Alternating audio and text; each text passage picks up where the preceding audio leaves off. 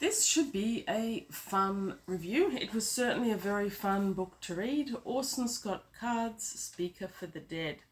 Now, I have read this book fairly recently for me, in the last 10 years at least. Thank you, Marcus, for sending it. And I remember last time I read it, it had been a long time since I'd read Ender's Game. And the two of them work very well as solo books. But this one also works really well as continuing straight on from Ender's Game. They're very, very dissimilar books. While there's a central theme and they work well from one another, there's no similarity in the plot, really, in the characters. The characters are still there. Ender and Valentine continue on from the end of Ender's Game straight into Speaker for the Dead. But the characters are quite different. And in the introduction, the author describes a lot about how this book came to be, and that helps cement how that difference occurred. So when he came to write Speaker for the Dead, he realised that Ender's Game needed to be modified to finish from a platform that would allow Speaker for the Dead to continue on. And so Ender actually becomes the speaker at the end of the first book, which brings us into Speaker for the Dead. This book also won Hugo and Nebula awards, and I think they were well deserved. It is quite incredible how different a book this is in so many levels of introspection and action and characterization compared to the first book. Now, in this video, I'm also trialing my spoiler notion. I know how pop this is, but I am no good at editing videos. I'm sure anyone who's watched any knows I just make them and I plonk them out there on the internet. And I can't add in spoiler notifications like I do on Goodreads, so I've gone with the old school methodology. Spoiler, I mean it. I also have option of spoilers, kind of maybe, but in this book it really is a spoiler. So if you don't want to know spoilers, if this is up on the screen, mute or go ahead. Anyway, Speaker for the Dead starts 3,000 years after the war which the child Ender Wiggin won. I think he was he 11 when he won it? I wish I had a better memory. Anyway, Ender was initially heralded by humanity as the saviour of all humanity, savouring them from the buggers. But even within Ender's Game, Graf mentions that once the historians take over, he's not going to be a hero anymore and he should make the most of it. Now, 3,000 years later, the name of Ender is reviled by humanity. Instead of being remembered as a hero and saviour, he's called the Xenocide. Ender is practically a swear word, having been judged as the destroyer of alien buggers, which he wasn't entirely, as we found out at the end of the last book, so it's not really a spoiler. Since then, Ender and his sister Valentine have travelled the human space colonies. They first got on a colony ship directly at the end of the war, and in space travel in Orson Scott Card's human colony universe, it means that you basically age at a much lower rate. That was a plot element in the first book, and it's very much a plot element in this one as well. So having traveled for the last 3,000 years from star to star, Ender is now about 25. He's a young man, and Valentine is still young as well. While travelling, Ender has carried with him carefully the cocoon of the last bugger queen in order to find a planet where he can leave her and rekindle the species and sort of wipe out his name as a Xenocide, because if this species still exists, then obviously he hasn't eradicated them. Yeah. Anyway, by now, 3,000 years later, no one realises that the author of The Hive Queen and the Hegemon was Ender, and no one realises that the Speaker of the Dead is Ender because of the period of time that's passed. Most people who meet Andrew Wiggins, as a Speaker for the Dead don't realise he's the Speaker for the Dead, the one who started the whole thing with the Hive Queen and the Hegemon. And he and Valentine are very secretive about that. No one recognizes Valentine as the political writer Demosthenes from Earth, and she has stopped writing. Now, when the book starts, we actually start on the colony of Lusitania. There was a ship, World War II ship that sunk called Lusitania, or was it World War One? That's all I thought about. But anyway, Lusitania is the site of where most of this occurs. This is a colony planet, but the humans who colonized it realized that there was a second intelligent species there. Because they've got a snout-like face, they are often colloquially known as piggies, and the space convention political government has put in place very strict regulations about who can study them. Only one or two qualified people, and never at a time. You can't actually let the piggies know much about humanity. You can't answer their questions, and it's made studying them very stultified and very, very, not so much rigorous, I'm going to say, as limited. In order for the colony to keep its colony status, it has to abide by these regulations, and so everyone already has. That's where we start, and we learn about a bit the characters on that world, on the colony, and how it works. Then we skip to Enda and Valentine, who are on a planet called Trondheim. As you would expect, this is a rather icy place, and its overall influence is kind of Nordic. There's a lot of Norwegian references, but a few other references as well. Enda and Valentine have been there a short while. They're both teachers, and Valentine has fallen in love with a man, married, and is about to have a baby. So when Enda gets a call to speak the life of a dead person on the planet of Lusitania, accompanied by images of the dead person who has been what appears to be brutally murdered by the indigenous people, the piggies, he goes alone. And this is the first time in 3,000 years that he's travelled on his own. Valentine has always been with him. And then it gets complicated. Quite complicated. So back on this world of Lusitania,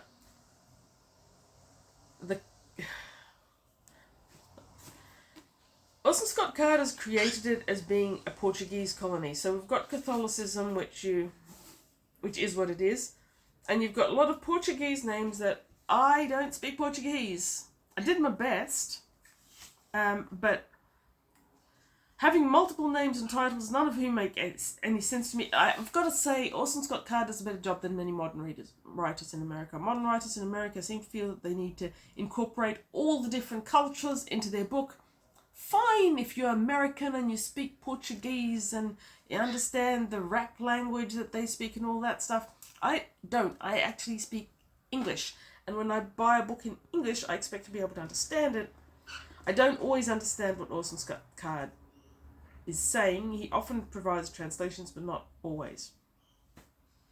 So you've got xenologists, which are also known as xenodores, which I've got to agree, xenodores sounds much nicer than xenologists.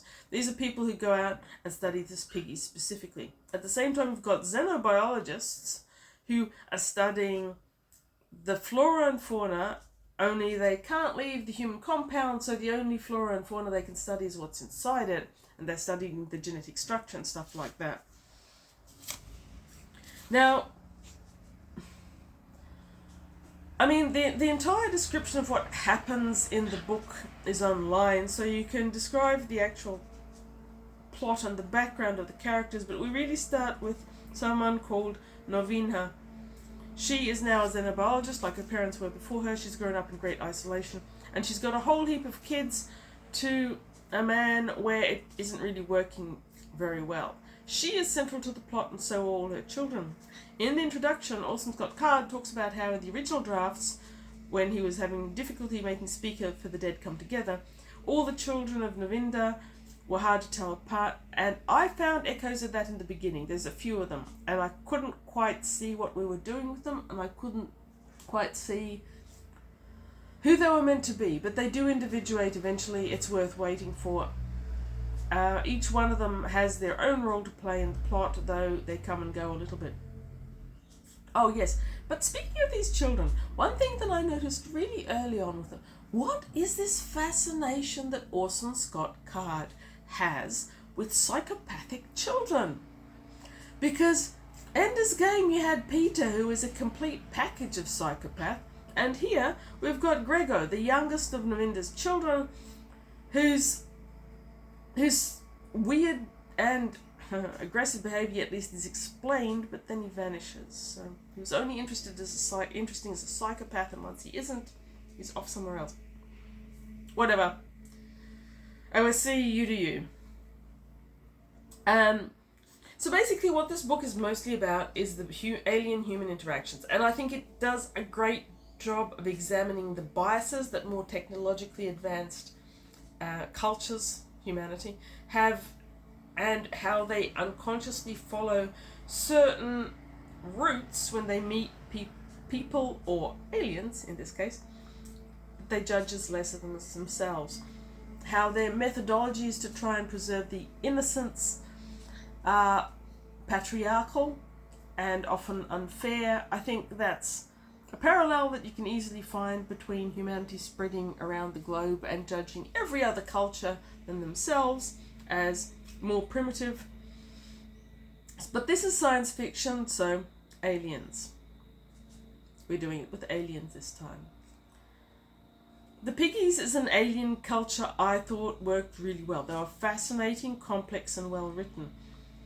The interest in the limitations imposed culturally in interacting with them was frustrating at times to the reader as well as to the researchers in the book, the xenobiologist, Zenodore. But the world building was such that it all made sense in context, and at least partly for me because of the Portuguese language, it felt alien, it felt like a foreign colony, it felt isolated in space, and things were happening there. I loved the world building, but one of the things I loved about it is a spoiler. So Orson Scott Card has created a scenario where in the early days of the colony, a virus or a disease called the Descolada hit, and it completely and utterly screwed with the community. Many people died, including Novinda's parents. But this Descolada is later understood to have evolved on the planet and have caused all plants and animals to become this codependent life cycle. And it takes the colonists and Ender a while to figure this out. So if you see a free independent animal roaming the wilds like a cow, you aren't automatically going to assume that the grass it's eating is part of its life cycle, or that the cow is part of the grass's life cycle. And the way he constructed that was really interesting. I loved the ecological constructs that he's doing here. Really did.